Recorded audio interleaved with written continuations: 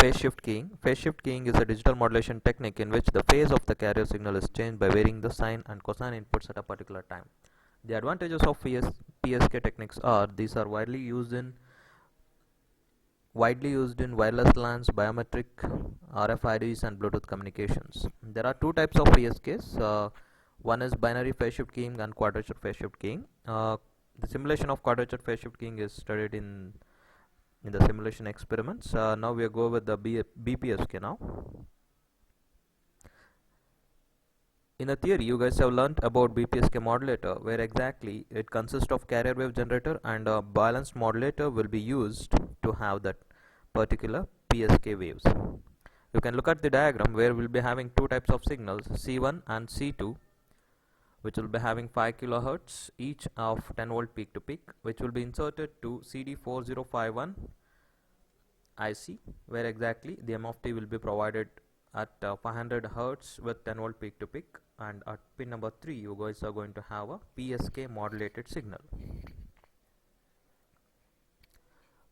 By looking at the demodulated circuit, PSK input is inputted to the demodulator block along with the carrier wave. The modulation of BPSK is done using a balanced modulator which multiplies two signals applied at the input. For a zero binary input, the phase will be 0, and for a high input, the phase reversal is of 180 degree. You can observe these in the output waveforms. The output sign of the modulated will be directed input carrier or inverted 180 degree phase shifted input carrier, which is a function of a data signal. By looking at the demodulator circuit, you guys can go with, we'll be having two stages here. The first stage consists of carrier and a BPF block, and the second stage will be having detector along with the bit clock frequencies. So these are all things that you have studied in the theory. Now we are going to realize this using discrete components and also using the kit. By looking at the waveforms, you guys can have it. The first represents the input binary sequences, and the second wave represents the phase shifted one. You can observe at the transitions you will be having a phase shift of 180 degree.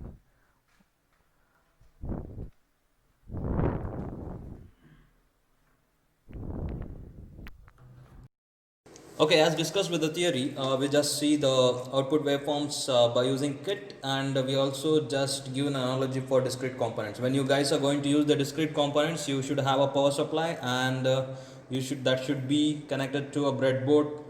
You should have a ICCD405X series. Okay, the truth table and its related things you get in data sheets. So what we do now is we just connect data output from the data block to modulation block. There in the discrete components you guys can make use of a signal generator to provide a square wave signals. Then use the signal generators to have a carrier 0 and carrier 1 when you use the discrete components, but when you use the kit you can go with the connection of carrier generators blocks to the respective modulation blocks. Then we need to observe the data inputs. Then we should observe the data inputs, carriers and its related things. So then we can observe the output waveform. So what I do now is I just connect these things. First we just check out the input things. So ground one terminal of the things to ground, and the second you can observe the data inputs. Switch on the kit and you can observe the data bits there. See there? These are all the bits that what we have given in this particular data blocks. Okay. Then likewise observe the carrier 0. Okay. Then first carrier and the second carrier. Then we move to the modulation block. While observing the modulation signal, what best we can do is we can go with the DSO second terminal also to observe the data and the modulated output simultaneously.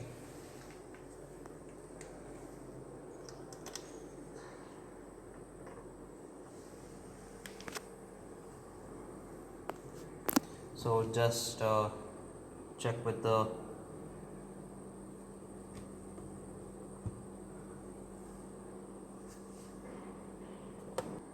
So in this diagram you can observe where and all there will be transition from 0 to 1 and 1 and 0 in the message bit. There will you guys can observe there is a change in shift, change in phase in the modulated signals. Connect carrier 0 to 0, 180 to 180. Connect carrier 0 to 0. Then modulated signals. Then we can observe the output here. So this is your output signal. You can just click on the measure and you can have a measure of that particular signals. Thank you.